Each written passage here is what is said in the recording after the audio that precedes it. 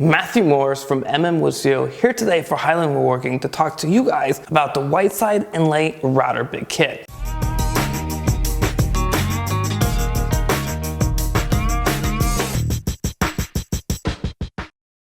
This inlay kit works with your patterns or your templates to help you route mating pieces into your work. Like for this butterfly key or Dutchman inlay for securing cracks and slab tops, hiding blemishes, or adding design elements. Now this kit comes with a bushing that is a universal style mount or Porter style cable mount with a 9/16 of an inch outer diameter bushing collar, 5/16 of an inch outer diameter that's universal style, a centering pin, and a 1/8 of an inch solid carbide router bit with a 1/4 inch shank. The centering pin is extremely important here. For me, when I put the centering pin into my router with the bushing installed, I found out that my base was actually not perfectly centered.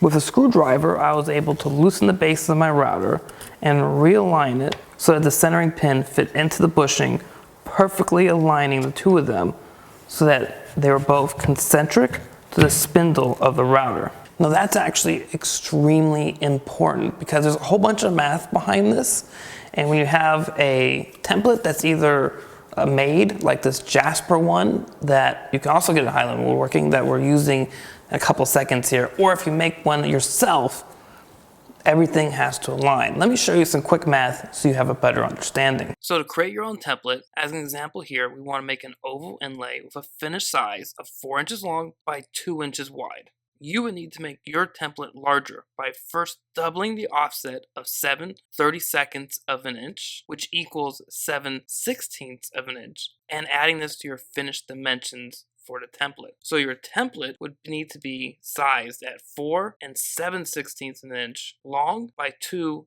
7/16 of an inch wide. Let's get into some woodworking. Now this piece of walnut has a little bit of a blemish in it. So I'm going to bring over my template from Jasper and pick a butterfly key. And I'm going to draw a pencil line. Now in this first part, you're cutting the negative from the router template using the wider outer diameter bushing. After securing the template with some double-sided tape and clamping down my workpiece so it doesn't move either, installing the router bit from the kit, I make a pass, making sure that the bushing collar is in contact with the router template the entire time.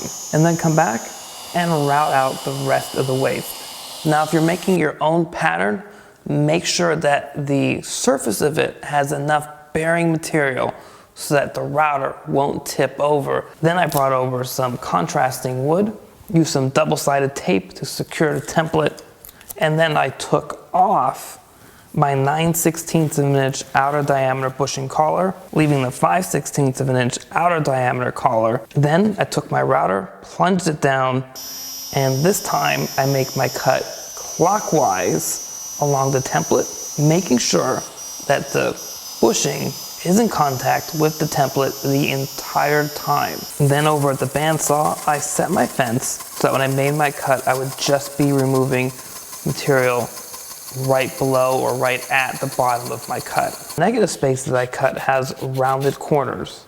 The positive space I cut has sharp corners. I was able to really quickly round over those corners, and then I sanded the bottom of the butterfly key to create a little bit of a chamfer, which will help ensure a better fit when it gets glued in. If you're using thinner stock for your inlay work, like this, take this piece and double stick tape it, and make sure you have tape over the part where you're going to be removing material to create your positive part of the pattern. And then I wanted to show you both the beauty and the quality of the results from this kit and this template. So I took a couple of minutes and I sanded my board and applied some finish. Now if you want to get results like this from your own templates, or say a store-bought template like this Jasper Butterfly Template, then check out this Whiteside Router Inlay Kit from Highland Woodworking at highlandwoodworking.com.